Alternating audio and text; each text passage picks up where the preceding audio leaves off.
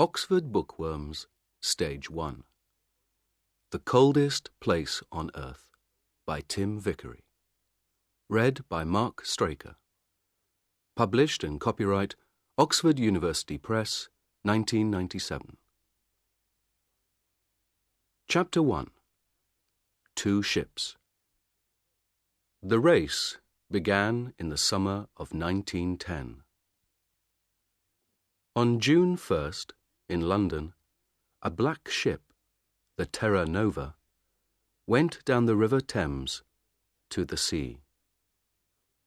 Thousands of people stood by the river to watch it. They were all excited and happy.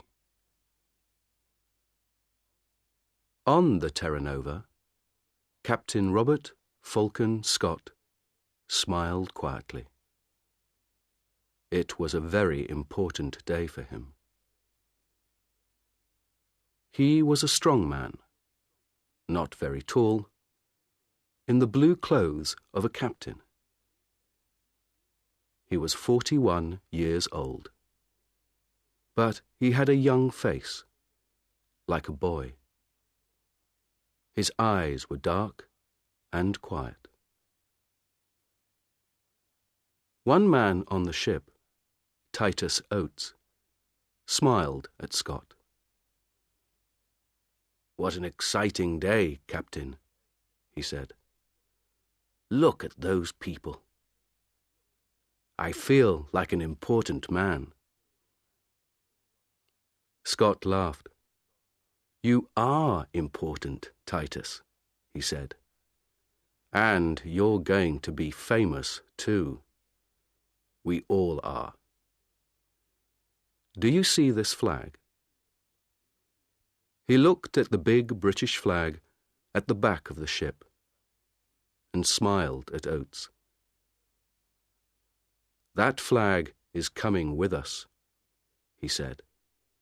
"In the Antarctic, I'm going to carry it under my clothes. We're going to be the first men at the South Pole, and that flag is going to be first, too."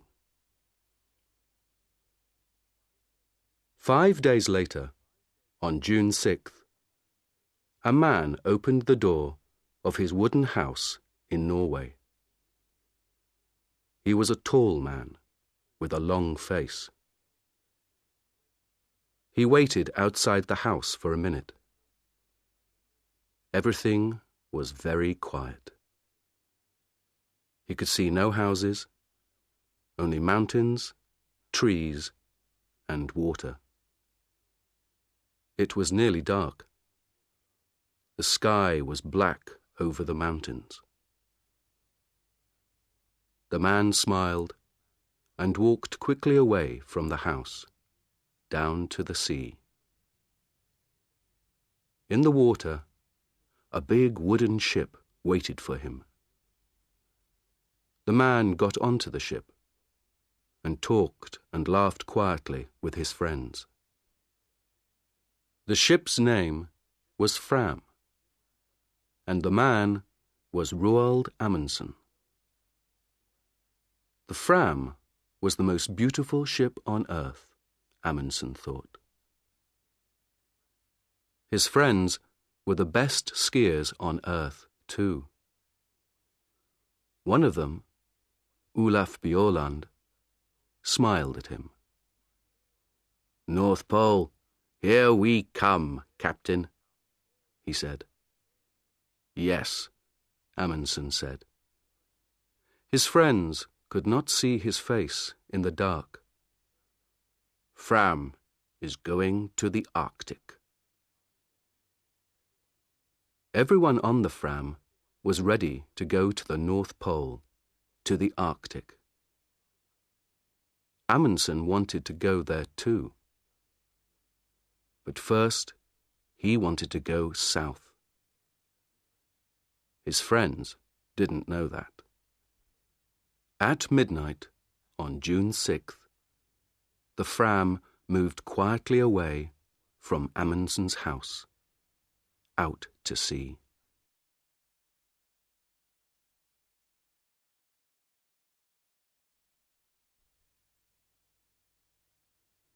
Chapter 2. The Race. The Fram went to an island in the south of Norway. It was a very little island, with only one small wooden house, 2 trees, and nearly 100 dogs. "Look at that," Bjaaland said. "It's an island of dogs.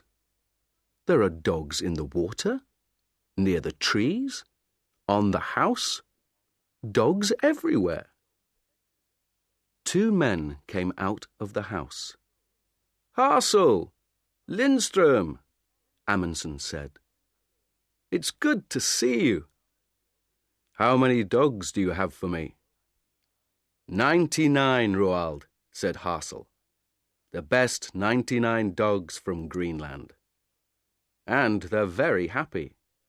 They don't work, they just eat and play all day. They're having a wonderful summer here." "Good, good," Amundsen laughed. "But that's finished now." "Hey, Bjaaland, stop laughing. Come down here and help me. Let's get all these dogs onto the ship." It was not easy. The dogs were fat and strong, and they didn't want to go on the ship. But at last, after 3 hours' hard work, all 99 were on the ship, and the Fram went out to sea again. The men were not happy. The weather was bad, the dogs were dirty, and some of the men were ill. They began to ask questions. "Why are we bringing dogs with us?" asked one man, Johansson. "We're going thousands of kilometers south, past Cape Horn, and then north to Alaska. Why not wait and get dogs in Alaska?" "Don't ask me," said his friend Helmer Hansen. "I don't understand it." The men talked for a long time. Then, on September 9th, Amundsen called everyone to the back of the ship. He stood quietly and looked at them. Behind him was a big map. It was not a map of the Arctic. It was a map of Antarctica. Bjaaland looked at Helmer Hansen and laughed. Then Amundsen began to speak. "Boys," he said, "I know you are unhappy. You often ask me difficult questions, and I don't answer. Well, I'm going to answer all those questions now, today. We began to work for this journey 2 years ago. Then, we wanted to be the first men at the North Pole. But last year, Perry, an American, found the North Pole. So, America was first to the North Pole, not Norway. We're going there, but we're too late." "I don't understand this," Bjaaland thought. "Why is Amundsen talking about the North Pole, with a map of Antarctica behind him?" Amundsen stopped for a minute, and looked at all the men slowly. No one said anything. "We have to go a long way south before we get to Alaska," he said. "Very near Antarctica, you know. And Captain Scott, the Englishman, is going to the South Pole this year. He wants to put his British flag there. An American flag at the North Pole, a British flag at the South Pole." Bjaaland began to understand. He started to smile and couldn't stop. He was warm and excited. "Well, boys," Amundsen said slowly, "do we want the British to put their flag at the South Pole first? How fast can we travel? We have a lot of dogs, and some of the most wonderful skiers on earth. Bjørland here is the best in Norway. So, I have an idea, boys. Let's go to the South Pole and put the Norwegian flag there before the British. What do you say?" For a minute or two, it was very quiet. Amundsen waited, and the men watched him and thought. Then Bjørland laughed. "Yes," he said. "Why not? It's a ski race, isn't it? And the English can't ski. It's a wonderful idea. Of course. Let's go."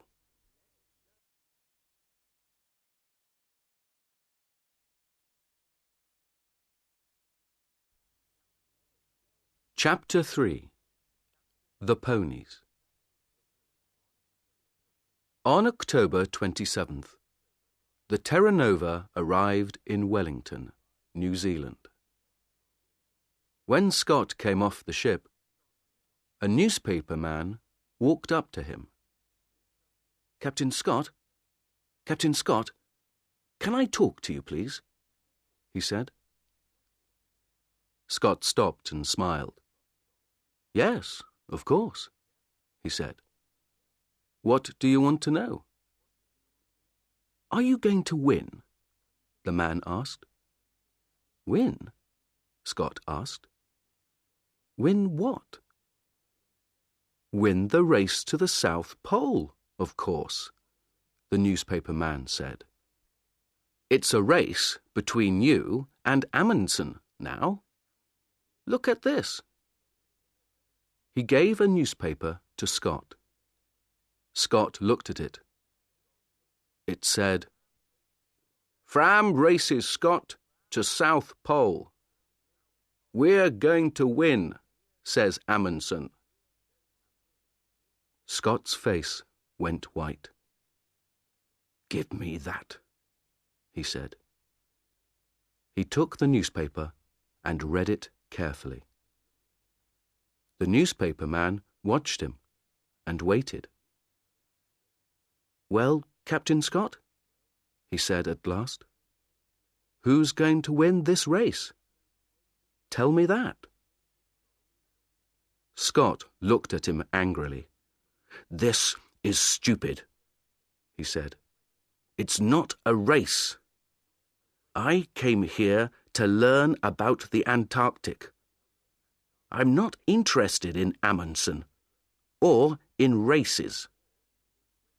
Then he walked back onto his ship, with the newspaper in his hand. Later that day, he talked to his men. He gave them the newspaper and laughed. "It doesn't matter," he said. "We're in front of Amundsen. And we have more men and more money. He has only 8 men and a lot of dogs. I know about dogs. They don't work in the Antarctic. We have 16 men and the new motor sledges. They are much better. And tomorrow the ponies are coming.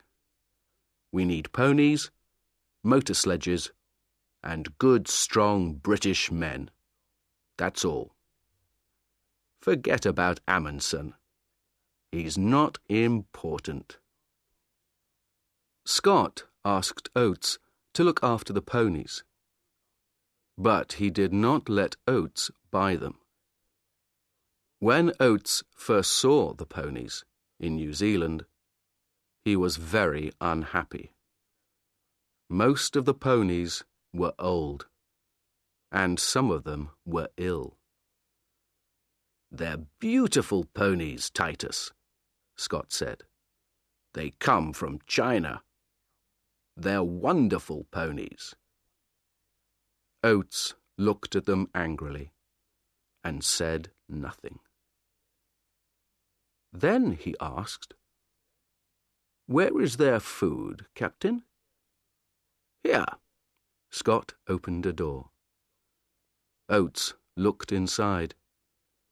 He thought for a minute.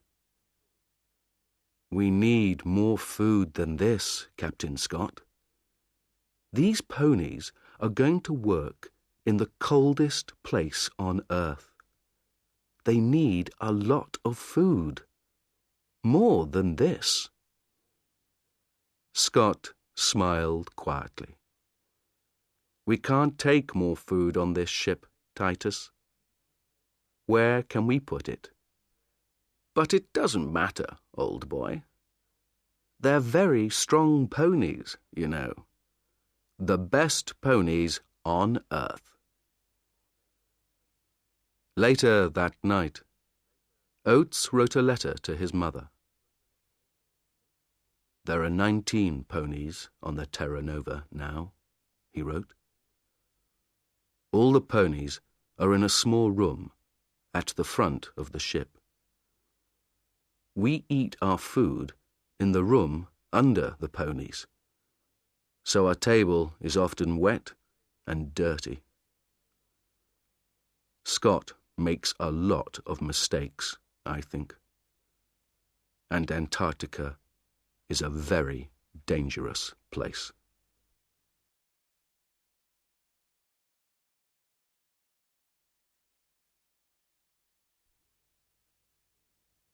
Chapter 4. Food Depots.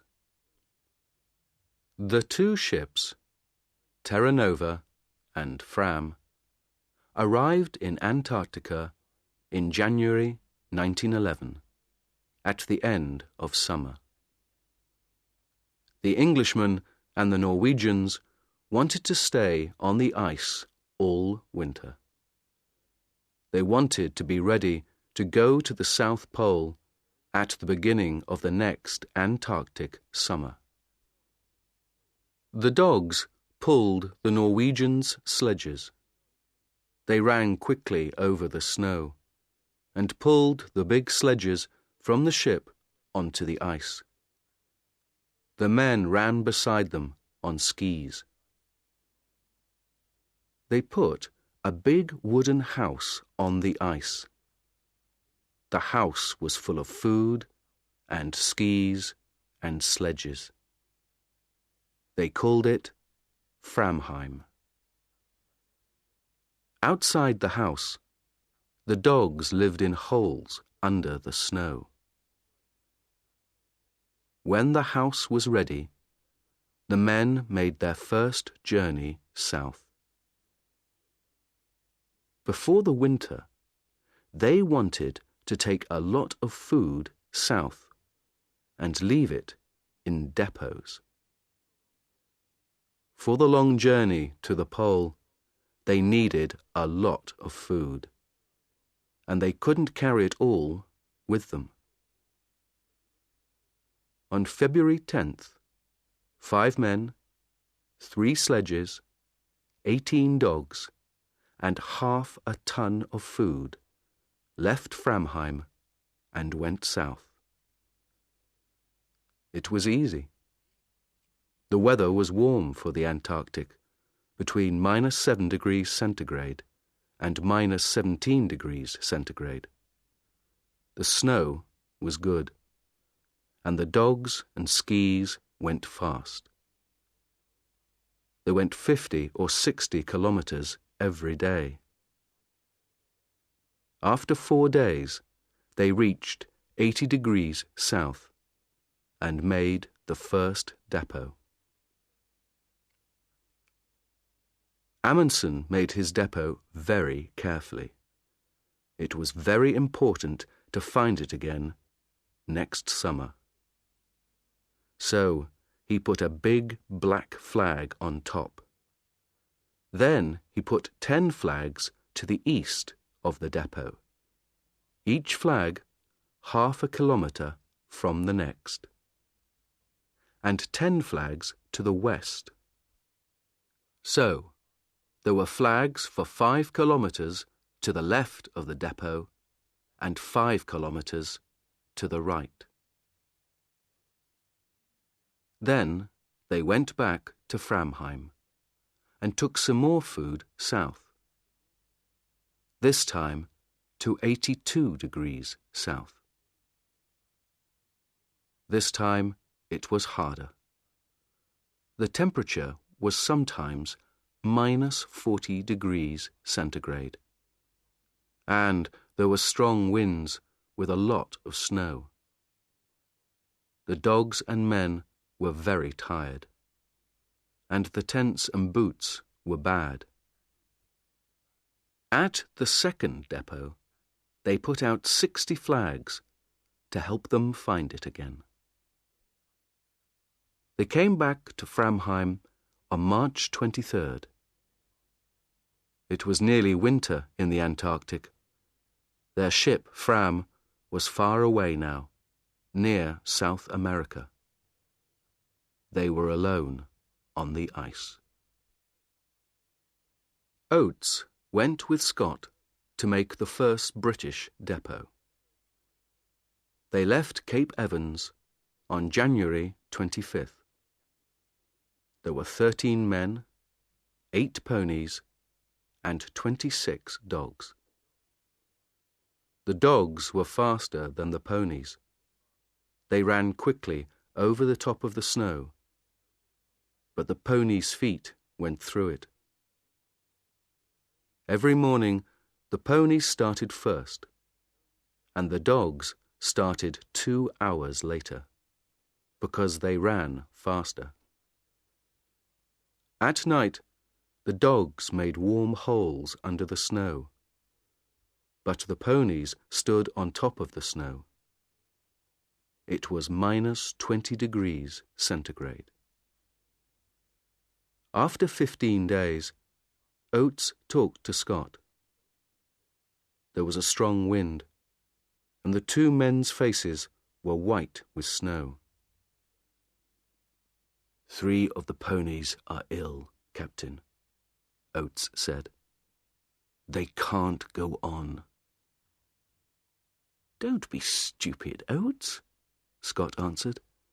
They're good, strong animals, the best ponies on earth. Not these 3, Oates said. They're ill and unhappy, and now they can't walk. Let's kill them and leave the meat here in the snow. We can eat it, or the dogs can. Of course not, Scott said angrily. These ponies are our friends. They work hard for us. I don't kill my friends. 3 days later, 2 of the ponies were dead. Scott's men were slower than Amundsen's. It took them 24 days to get to 80 degrees south. They made a big depot there and put 1 large black flag on top of it. Then they went back to Cape Evans. Their camp was on an island in the ice, and the sea ice moved sometimes. There were holes in the ice and black seawater under it. One day, 7 ponies went through the ice into the sea and died. 1 motor sledge also went into the sea.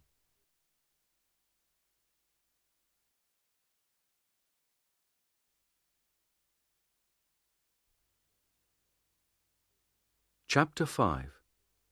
A long, cold winter. It was dark for 4 months. Outside the wooden house at Framheim, it was often -60°C. The dogs lived in warm holes under the snow. The men stayed in the house and worked in their rooms under the snow. The skis and sledges came from the best shops in Norway, but Bjaaland wasn't happy with them. He changed a lot of things on the skis and sledges. Soon, the sledges were stronger than before. The skis were better and faster too. All the Norwegians worked hard. They looked after their dogs and worked on their equipment, the sledges, skis, tents. Every day they thought about their journey to the pole and talked about it. And every day Amundsen thought about Scott. One day, in midwinter, he talked to his men. "Let's start early, before Scott," Amundsen said. "Remember, Scott has more men than us, and he has motor sledges too. Perhaps they can go faster than us." Bjaaland laughed. "Oh no, they can't go faster than me," he said. "On snow, nothing can go faster than a good man on skis." "We don't know," Amundsen said. "You're the best skier in Norway, but you get tired, and dogs get tired too. Motor sledges don't get tired. They can go all day and all night." Johansen laughed angrily. "That's stupid," he said. "Perhaps the motor sledges can go all night, but the Englishmen can't." "The English can't win, Roald. They don't understand snow, but we do. And they're too slow." "Perhaps," Amundsen said, "but I want to win this race. So we're going to start early. Do you understand?" It was quiet and warm inside Framheim. Bjaaland looked at Amundsen and thought about the long, cold journey in front of him. He thought about the dogs in their holes under the snow and listened to the wind over the house. "When, Roald?" he said quietly. "On August 24th. The sun comes back on that day. We start then." "But we can't," Johansen said. He looked angry and unhappy. "That's too early. We can't start then. It's dangerous and stupid." Amundsen looked at Johansen coldly. "You're wrong, Johansen," he said. "We want to win, remember? So we start on August 24th. Bjaaland listened to the winter wind outside.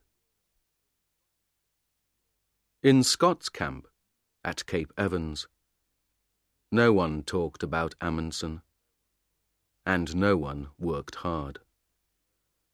They had good food, and they played football on the snow. They wrote a newspaper, the South Polar Times, and read books. No one learnt to ski, no one worked on the motor sledges. Twice, men went for long journeys across the snow. They walked and pulled the sledges themselves. Oates stayed at Cape Evans and looked after his ponies. Over the window in Cape Evans, Scott put a map of Antarctica. With a pen, he made a line from Cape Evans to the South Pole, and he put a little British flag at the pole. Under the map, Scott wrote the day for the start of their journey. "We start on November 3rd, he wrote.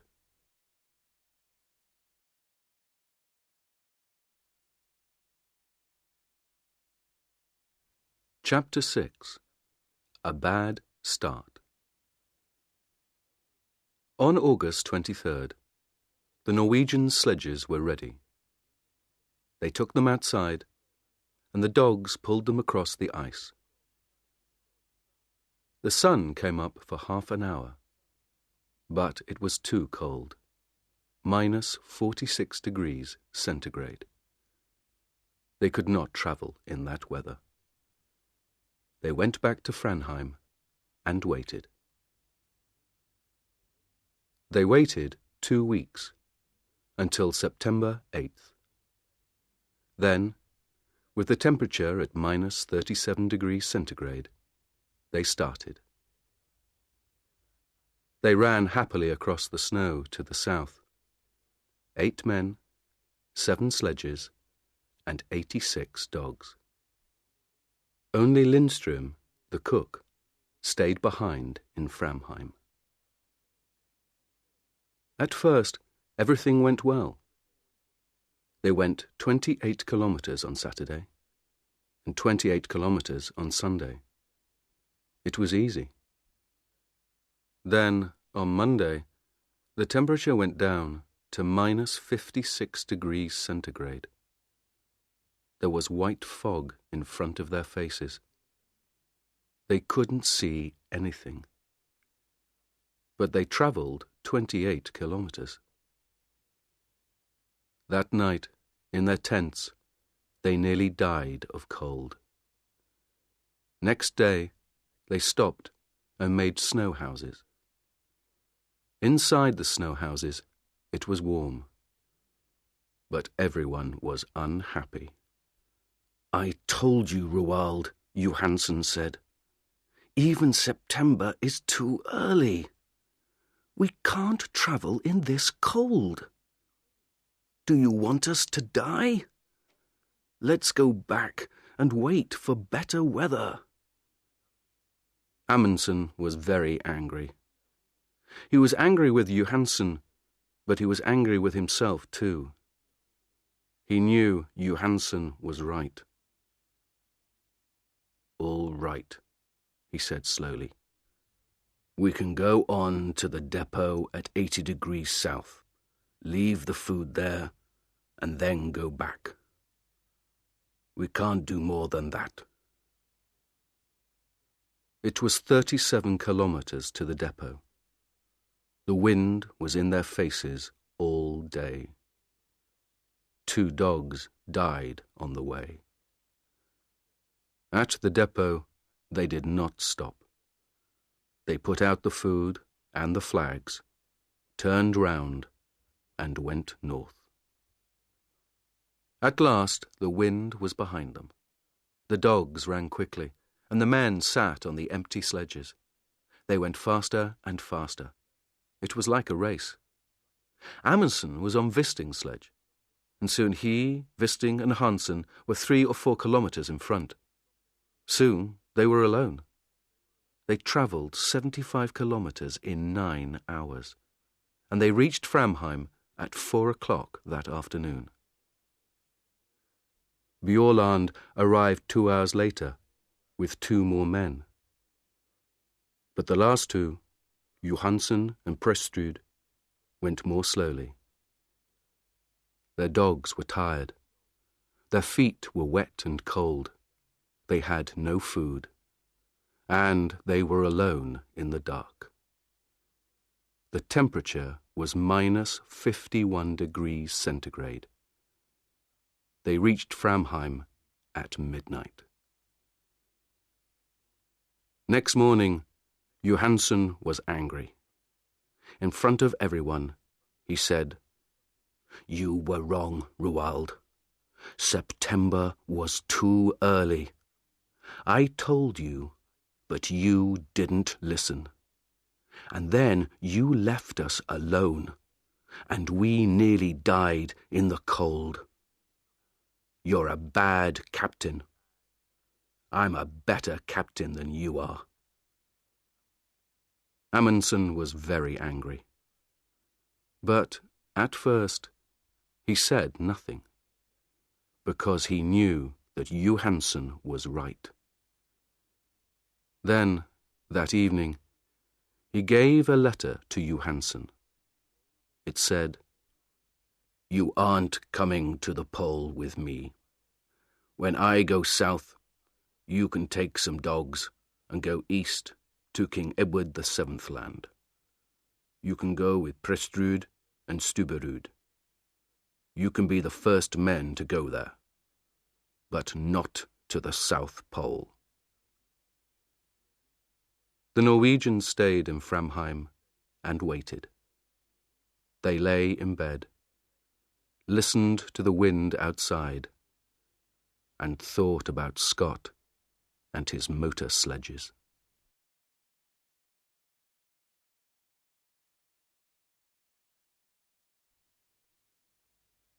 Chapter 7. Motor Sledges and Mountains. Scott had 2 motor sledges now. They were the first motor sledges in the Antarctic, the first on Earth. On October 24th, the motor sledges started south from Cape Evans. 4 men went with them, but Scott stayed at Cape Evans for another week. Oates was unhappy. He wrote to his mother, "We had a very bad winter here. I don't like Scott. We were here all winter, but he didn't learn to ski or to drive dogs. Our equipment is bad, and he doesn't think about other people. I'm going to sleep in his tent on the journey, but I don't want to." On November 1st, Scott and Oates and 6 more men left Cape Evans with 8 sledges and 8 ponies. The ponies walked slowly because their feet went down into the snow. It was hard work for them, and they got tired very quickly. They travelled 13 or 14 kilometres in a day. Behind the ponies came Mears with 1 sledge and some dogs. Mears knew how to drive dogs. Every day, Mears started 2 hours after the ponies and arrived 2 hours before them. After 5 days, they found the motor sledges. The Norwegians began again on October 20th. There were 5 men this time: Amundsen, Bjaaland, Wisting, Harsel, and Hansen. They had 4 sledges and 48 dogs. There was a lot of wind and fog. On the first day, Wisting's sledge suddenly stopped, and the back went down. "Come on, you dogs," he said angrily. "Pull, pull." At first, nothing happened. Then, slowly, the sledge moved again. Wisting looked down over the side of the sledge. Under the snow, there was a 50-metre hole. "Did you see that?" Amundsen said. "The ice wants to eat us. Men, dogs, sledges, everything." On the 4th day, they reached the depot at 80 degrees south. There was a bad snowstorm, but they found the flags easily. Next day, the men stayed in their tents, and the dogs played in their holes under the snow. They were all happy, They had a lot of food, they had good equipment, and they were warm. They could travel fast. Next morning, the snowstorm stopped, and the journey began again. Today, everything is wonderful, Bjaaland wrote in his diary. But where is Scott? In front of us or behind?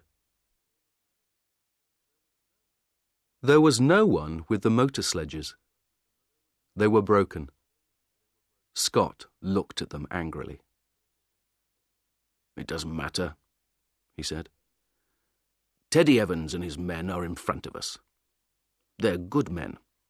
They're pulling their sledges themselves. We can get to the pole on foot." Oates looked at Mears. Oates and the ponies were tired, but Mears and his dogs were not. The snow was home for them. That night, Oates wrote, 3 motor sledges at £1,000 each. 19 ponies at £5 each.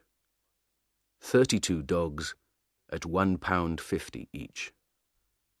Well, it's not my money, it's Scott's. On November 21st, one of the ponies died. On November 11th, the Norwegians saw the mountains. The mountains were very high, some of the highest on earth. Bjaaland smiled. "There is good skiing up there, Roald," he said. "But can dogs get up there too?" "Of course they can," Amundsen said. "Come on." They left Hansen with the dogs and skied a little way up the mountains. It was difficult, but the mountains were big and beautiful. Behind the mountains, Amundsen thought there was a high plateau of ice. "That's it," Amundsen said. "That's the road to the pole. Tomorrow we can bring the dogs and sledges up here. But now, let's have a ski race. Who can get back to camp first?" They laughed and skied happily down the white snow. "This is like home," Bjaaland thought. "But it's bigger than Norway, and better." In the next 4 days, the dogs pulled the sledges 81 kilometres and went up 3,000 metres. At last, Amundsen and Bjaaland stood on the plateau behind the mountains. They were tired, happy men. Bjaaland looked back at the mountains. "Can a motor sledge get up here?" he asked. Amundsen smiled. "No," he said. "I don't think so. And Scott doesn't like dogs. So his men are going to pull their sledges up these mountains themselves. Would you like to do that, Olaf?" Bjaaland didn't answer. He smiled and skied happily away across the snow.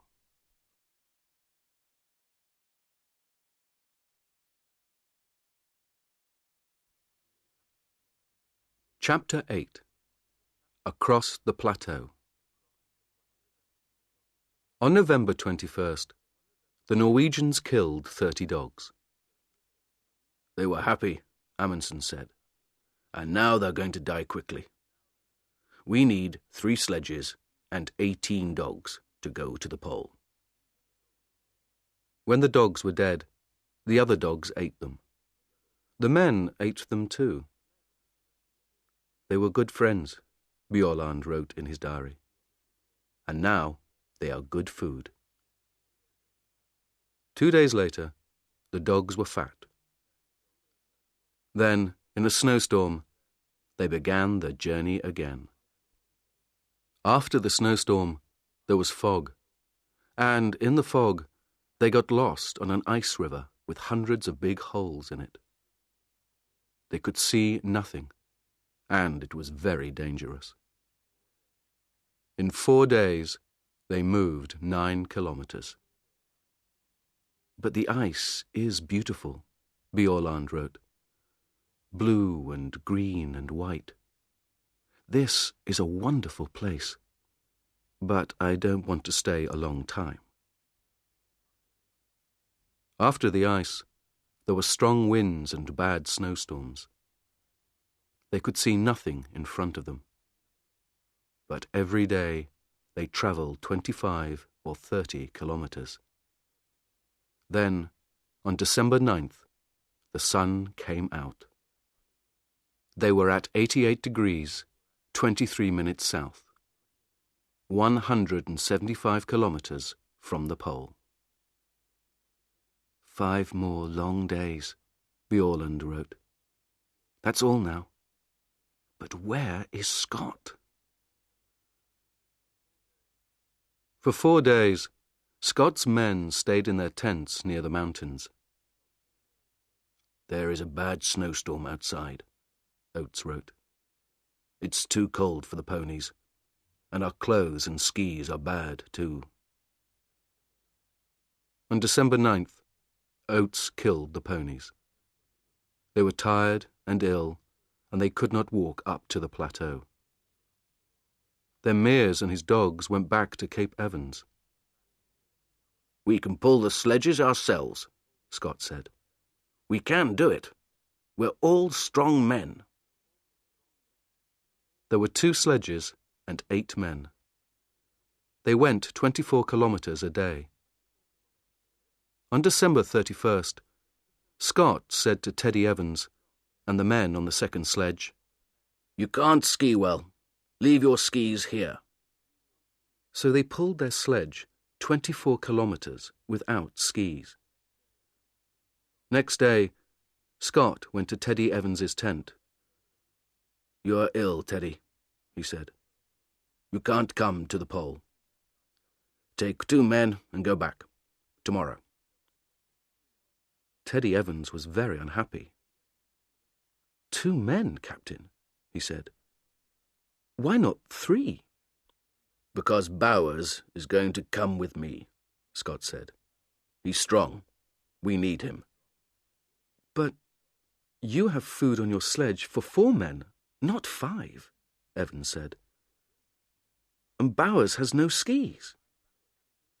I'm the captain, Teddy, Scott said. You do what I say. Take 2 men and leave Bowers with me. Oates wrote to his mother. I'm going to the pole with Scott. I am pleased and I feel strong. But in his diary he wrote, My feet are very bad. They are always wet now, and they don't look good. On January 4th, Scott's men left Teddy Evans and went on. Scott, Oates, Wilson and Edgar Evans had skis, but Bowers did not. They were 270 kilometers from the pole. December 14th, 1911, was a warm, sunny day. 5 Norwegians skied over the beautiful white snow. It was very quiet. No one spoke. They were excited and happy. 6 more kilometers, Bjaaland thought.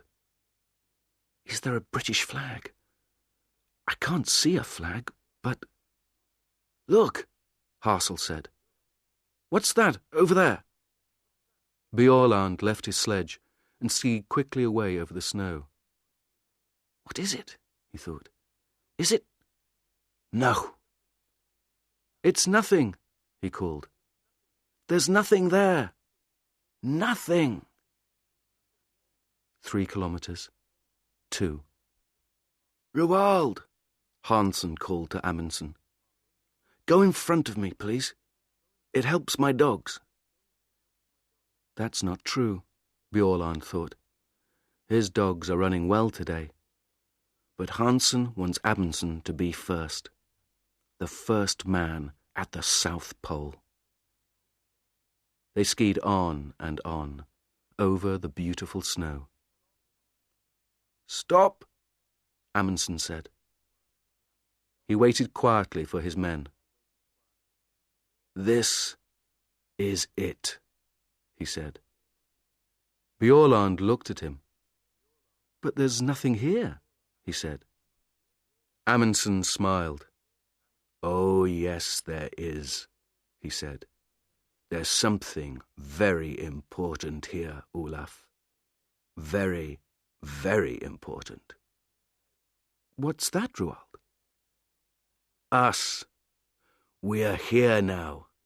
Isn't that important, Olaf?" The four men stood on the snow and looked at him. Then, slowly, they all began to laugh.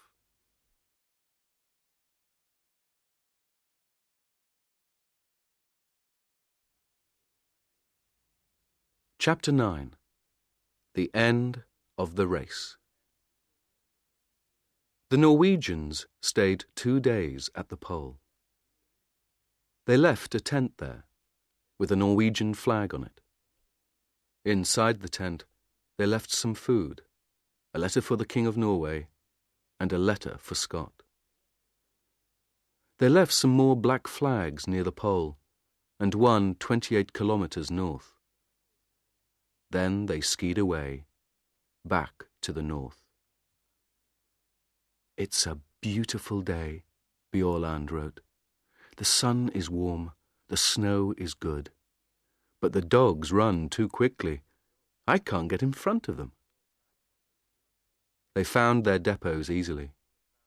There were 10 between the pole and Framheim. Each depot had a lot of food. They laughed and skied quickly down the mountains. Often they skied 50 kilometers a day. On Friday, January 26th, 1912, they came back to Framheim. It was 4 o'clock in the morning. Inside the wooden house, Lindström, the cook, was asleep. Amundsen walked quietly to his bed. "Good morning, Lindström," he said. "Is our coffee ready?"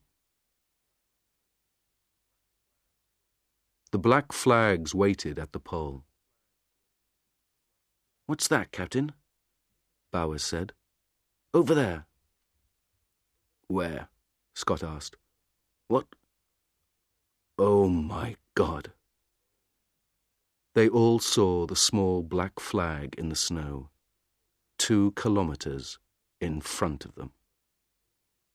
Slowly, they pulled their sledge to it. Next day, January 17th, 1912, they found the tent and the Norwegian flag. Near it, Scott took the British flag from under his clothes and put it up. In his diary, Scott wrote, "This is a very bad day. We are all tired and have cold feet and hands. It is minus 30 degrees centigrade, and there is a snowstorm. Great God, this is an awful place."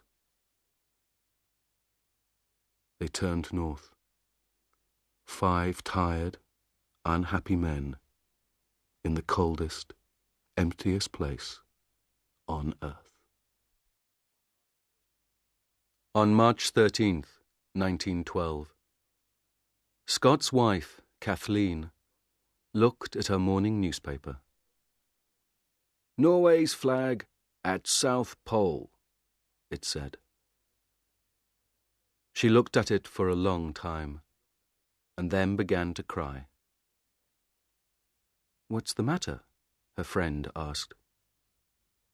"My poor, poor husband," Mrs. Scott said. "What's happened to him? Where is he now?" Scott's men were always hungry. There were not many depots, and they were difficult to find. "We need to find the next depot today," Oates wrote. "But how can we find one black flag in all this snow? It's very difficult. And there is food for 4 men, not 5. They were all tired and ill, too. Oates's feet were black now, and he could not feel them. On February 16th, Edgar Evans died. On the 17th, they were past the mountains. At the depot there, they ate one of the dead ponies. Then they went on. 10, 11, 12 kilometers a day. They were ill because their clothes were not warm, and they didn't have much food. The temperature was sometimes minus 40 degrees centigrade. On March 7th, Scott looked at Oates's feet. They were big and black. "I can't pull the sledge now," Oates said. "It's very difficult to walk. Am I going to lose these feet, Captain?" Scott looked at Oates's feet and said nothing. On March 9th, they found another depot, but there was not much food. Slowly, they walked on. Oates's feet were worse every day. March 17th was Oates's birthday. He was 32. He lay in the tent and listened to the wind outside. He was very cold, very hungry, and very, very tired. He wrote a letter to his mother and gave it to Wilson. Then he got up and opened the door of the tent. He stopped in the door for a minute. Scott, Wilson, and Bowers looked at him. They didn't speak. "I'm going outside for a minute," Oates said. "I may be some time." They didn't see him again. At Cape Evans, the Englishmen waited. On December 11th, Mears and the dogs came back. On January 3rd, Teddy Evans and his 2 men arrived at Cape Evans. The Terra Nova came and went. Winter began. Scott did not come. The Englishmen waited all winter at Cape Evans. Then, on October 26th, 1912, they started for the south. 2 weeks later, they found a tent.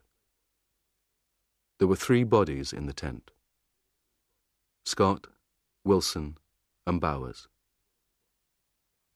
They put the bodies under the snow. Then they took the men's letters and diaries and went north to Cape Evans again. In Scott's diary, they read, "Oates died like a good Englishman. We all did. Please, remember us and look after our families. We did our best." No one found Oates's body, but he is there, somewhere, under the snow and the wind, in the coldest, emptiest place on earth.